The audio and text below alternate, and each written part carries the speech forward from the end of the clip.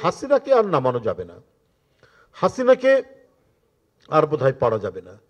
2018-এর নির্বাচনের পরে অনেকেই হতাশ হচ্ছিলেন, কিন্তু এই হতাশার কালো মেঘকে দূরীভূত করে দেশবাসী এবং দলকে একটি লক্ষ্যের দিকে এগিয়ে নিয়ে যাওয়ার জন্য যে অদম্য প্রচেষ্টা এবং প্রেরণা জাগিয়ে তুলেছিলেন, তিনি নিঃসন্দেহে আজকের এই অনুষ্ঠানের প্রধান অতিথি। এটা তো আর বিশেষ করে বাড়িয়ে আমি বলছি না আপনাদের সামনে। আমি শহীদ রাষ্ট্রপতি জিয়াউর রহমানের একটা দেখলাম, আরেকটা দেখেছি দেশনেত্রী বেগম খালেদা জিয়ার। এরশাদের সময় 9 বছর চলে আসছে, 7 বছর যায়, 8 বছর যায়, এরশাদের পতন হয় না, কিন্তু তার যে দৃঢ়তা আমরা দেখেছি যে না, এর পতন হবেই, এবং আপোষহীনভাবেই তিনি থেকেছেন। আমি বলতে দ্বিধা নাই যে আমাদের দলেরও অনেক সিনিয়র মানুষ তারাও ক্লান্ত হয়ে গিয়েছিলেন, কিন্তু তার এই দৃঢ়তার কারণে আমরা বিজয় পেয়েছি, এবং এই বিজয় পেয়েছি অত্যন্ত সম্মানের, অত্যন্ত গর্বের। কারণ যে তিনি বলেছেন আপোষহীন থাকতে, এই আপোষহীন থাকার বিজয়টা আমরা পেয়েছি। এই কারণেই আমরা সম্মানিত হয়েছি, বিশেষ করে বিএনপির নেতাকর্মীরা, তখন যারা আমরা ছাত্র রাজনীতি করতাম বা যে রাজনীতি করি না কেন বিএনপির সাথে সংশ্লিষ্ট, আমরা গর্বিত হয়েছি।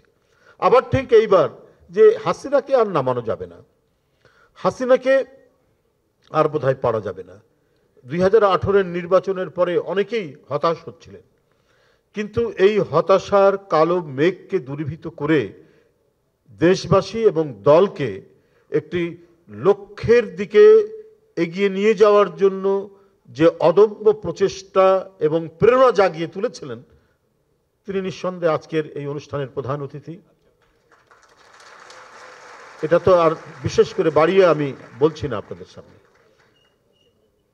হতাশার সমস্ত গ্লানিকে দূরীভূত করে আজকের এই জায়গায় তিনি নিয়ে এসেছিলেন। সুতরাং জুলাই আগস্টের আন্দোলনের যে ভিত্তি, এর যে পটভূমি, এর যে শক্তি, এটা তিনি দান করেছিলেন তার নেতৃত্বের মধ্যে দিয়ে।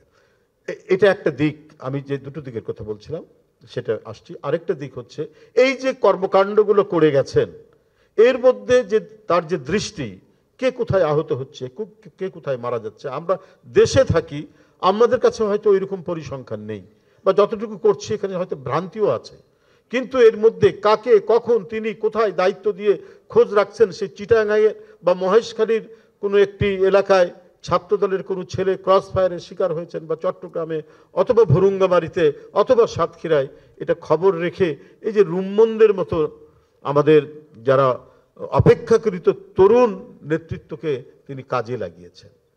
তো আমি যেটা মনে করি, আজকে আমার এই বয়সে, আমি তো ছাত্র জীবনের শুরু থেকে আজকে এই জায়গায় এখন এখানে এসেছি, তো আমি এটা দেখেছি যে আন্দোলন সংগ্রামের এত কাজের মধ্যেও মানবিক একটি দৃষ্টিকোণ রাখা নিজের হৃদয়ের মধ্যে, এটা একটা কঠিন ব্যাপার, যে কাজটি আমাদের ভারপ্রাপ্ত চেয়ারম্যান নিরলসভাবে করে গেছেন। ক্রমাগতভাবে তিনি এই কাজটি করেছেন, যারই একটা ফলশ্রুতি হচ্ছে আমরা বিএনপি পরিবার। তিনি এই টোটাল কাজটিকে সুসংবদ্ধভাবে করার জন্য বিএনপির মধ্যে থেকেই যারা অপেক্ষাকৃত তরুণ, তাদের দিয়েই এই কাজটি করেছেন।